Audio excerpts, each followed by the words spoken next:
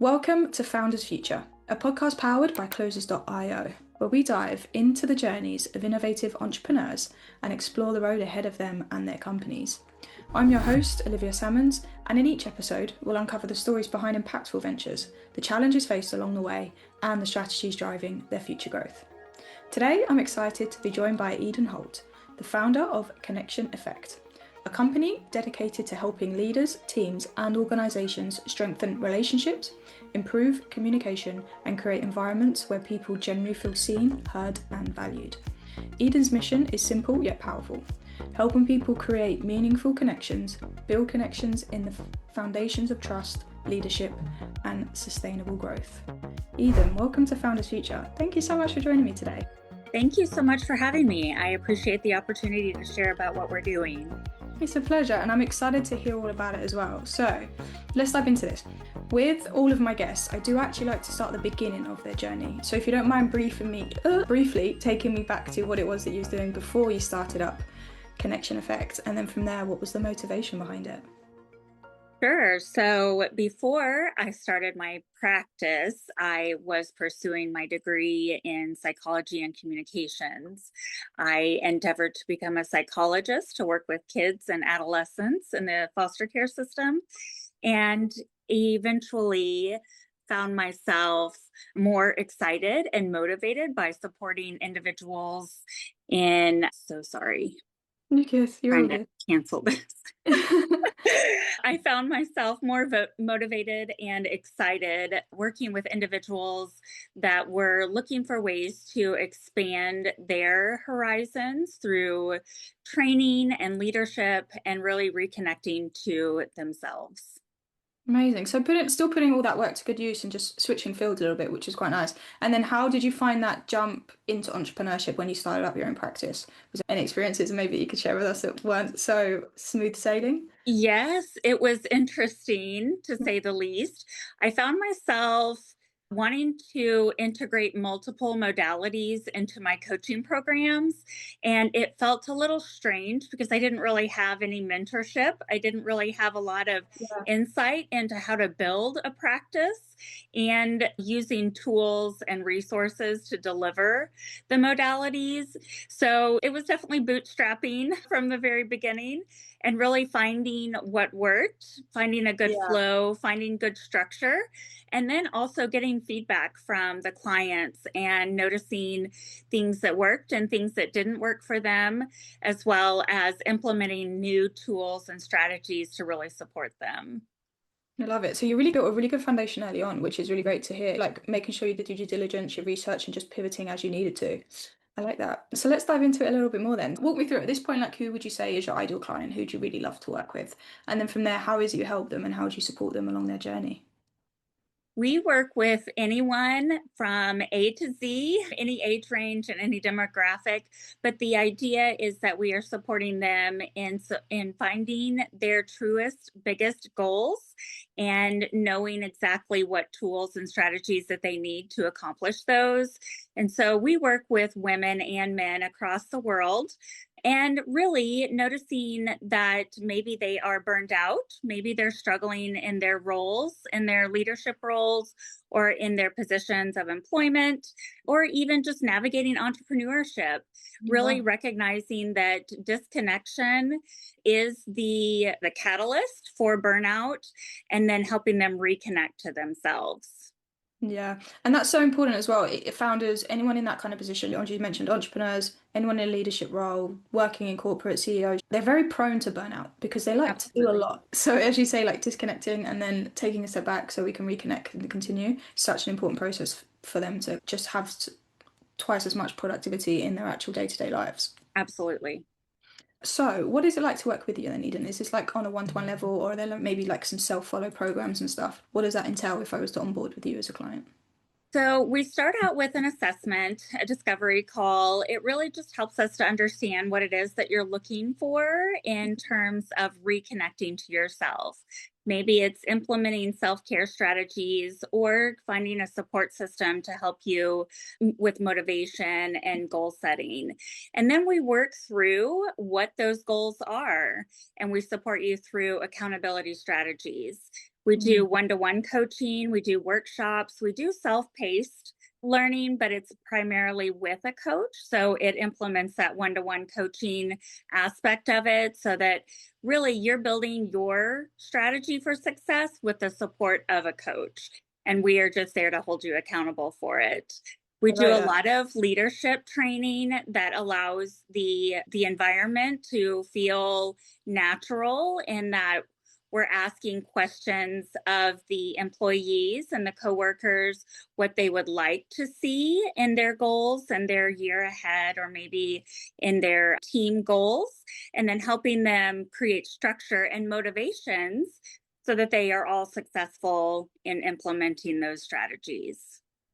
Amazing. I love it. Accountability being a big key, like a big piece throughout the whole thing. And I feel like Absolutely. with coaching, that's so important because it is goal orientated again, a big key to what you're doing. So just having that little voice behind you, just making sure you are doing your 15 days of work, 15 minutes of work a day, whatever it is you need to do to achieve that goal, Yeah. because that is the key to it, is the motivation. It's the person that's pushing you along the way. And I'm curious to find out then how you go about acquiring your customers. Like when it comes to channels or methods, what are you really finding most effective in finding that right person to work with? We do a lot of social media education and awareness. We also work with referral groups here locally and nationwide. We also offer training and workshops online and through email, customer service opportunities to support anyone wherever they are. And then also just one to one referrals. Our clients share our mission and our success through working together, and that has really helped support that natural organic referral. Yeah, that's amazing. Referrals are so cool, especially as you say, like organically. It's just nice to have that trust factor coming into it already. They know what you do, they know how you work. The big thing with so with social media as well, are you running any form of like ad campaigns or is it pretty organic from there too? Because obviously without the niche, how are you really managing and navigating that platform? We have not yet run ads within the last 3 years. So I've been in business for almost 5 years. I have not run any social media ads. I do a lot of in person networking and sharing. And so I refer back to the information that's already available and then just asking for individuals that find it interesting or find it useful to share that out as well. And so it seems to be a good little system, though, in our new year. And I'm happy to share more about that. We will be running some campaigns that are intentional about targeting a new Mm, yeah. audience and broadening that reach for client acquisition. Awesome. So yeah, just doing as much as you can to get it in. And I like that you've got a mix of in person and online as well, because it just helps with that building that know and trust factor. And then Absolutely. the ads will just add an amazing amount of consistency as you look to scale. So what is the team like behind you as well? Do you have maybe people helping you out with the marketing or the sales side of things, or are you pretty much a solopreneur at the moment, juggling all those hats and putting out the fires? Yeah, it's mostly just myself. I do have a small team of coaches that I have trained, and they really enjoy being able to support their clients. And a couple of them are also entrepreneurs in other industries. And to have my own team is really just myself. I wear about 10 different hats every single day, but I do get support and feedback from our coaches to know what it is that they would like to see and have available for their Yeah. clients to utilize. But then also looking at what it would be to have a team going into the future is just recognizing what each role represents and how we can best utilize that for our company. 100%. Is that something you feel comfortable with, like going with that baby and growing the team, or is that something you have to build yourself up to? Yes, delegation. I have full trust that a team member would be able to take the lead on a project or a concept and to deliver it in a way that would be beneficial and also aligned with our mission and our values, which is just natural, organic information sharing, as well as making sure that person is aligned with our vision and in their own practice and their daily living and making sure that we're all on the same page, the same wavelength. Yeah, that's so important. Being all on the same, as you say, on the same page, in the same boat, and just working towards that same goal. And also the fact that you've, with the coaches you have already as well, they are entrepreneurs. They're in a similar position to their clients. And even better if they have gone through your program as well, or your Yeah, services too, because they just really understand the nuts and bolts of it. They really care as much as you do, which is a great aspect to have. absolutely. And then what are your plans for the future? So what do the next 6 to 12 months like have in store for you when you think of scaling the business and taking that next step? What is the vision in your mind? Yeah, so we are actually going to be launching some campaigns that are focused on online programming to allow a broader reach, more Nice. outreach, but then also opportunities to work with us in the capacity as a coach and or collaborator to support other initiatives including health and wellness, as well as the natural side of well-being including coaching or fitness collaborations to really support that collaborator and their Yeah. clients, kind of an ecosystem to make sure that we're all growing and thriving in 2026. And so that online program will really implement that, and it'll allow others to support us in return. I like that. I like it a lot. As you say, building a full holistic approach to leadership and wellness and like mashing the two together. Because I feel like when it comes to burnout and corporate and that very much hectic lifestyle that a lot of people live, they often forget about themselves, which is the most important thing because they are actually the people that are doing the job. And if your body's not capable of doing that, what are we doing? We're just running around in circles. Yes. And within the corporate and the leadership place, are you maybe noticing that there's a lack of funds for companies when they're putting that down and maybe not providing that support to the workers as they should? Yes, and it is unfortunate that funding is so limited for this type of work, but also for corporations that are trying to do the work to support their employees and coworkers requires a concentrated effort to grow Yeah. that awareness. And so it really is a cycle, recognizing that it will benefit their coworkers, benefit their employees if they're willing to invest in them so that they can build that productivity and that longevity of their coworkers and their employees. It doesn't always mean that they will stay, but a healthy mindset to recognize is that if you're supporting your coworkers and your employees, they will want to stay. They will want to continue to drive revenue and production because you've invested in them. So it really is all about making sure that the funds are available as well as making sure that we can meet the needs of their expectations. Yeah, as I say, there's a lot of kind of ins and outs to go into it, but it is about them just recognizing it's an investment in productivity. It is for the well-being and the company will thrive from that as well. And I suppose, Absolutely. Eden, where are you finding like the biggest challenge for yourself in taking that next step in the business and really getting that awareness out there to everybody else?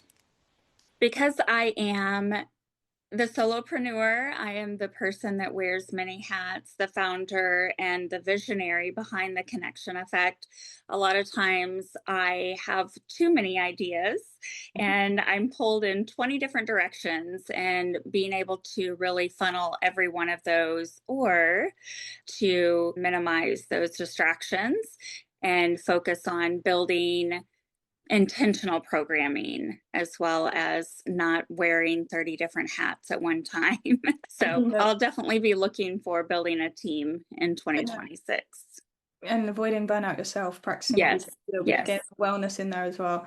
And Eden, I have one final question to ask you. So, if you could go back in time to a younger self, and you could only leave yourself with one piece of advice moving forward, something you know now, but that you didn't know back then, what would you say to yourself? Dream as big as you can. Nothing is impossible. And sometimes, really, the heart that I was given, the heart that we are given, will show us what our passion is, and it's okay to pursue it without I love that. fear, without limitation. What a beautiful way to end the podcast. Eden, thank you so much for joining me today and for sharing your Thank incredible journey you. and insight with us.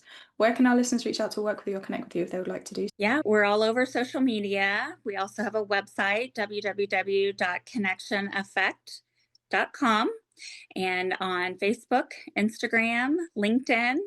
We also will be starting up our own podcast very shortly on YouTube, so you can look for the Connection Effect there. Beautiful. The connection effect all over the place. Amazing. And Yes. a podcast on the way soon. We heard it here first, so pay attention. And to our listeners, if you enjoyed this episode, please be sure to go and check out Eden and all the amazing work that she's doing. And do not forget to subscribe to Founders Future by wherever you listen to your favourite podcasts.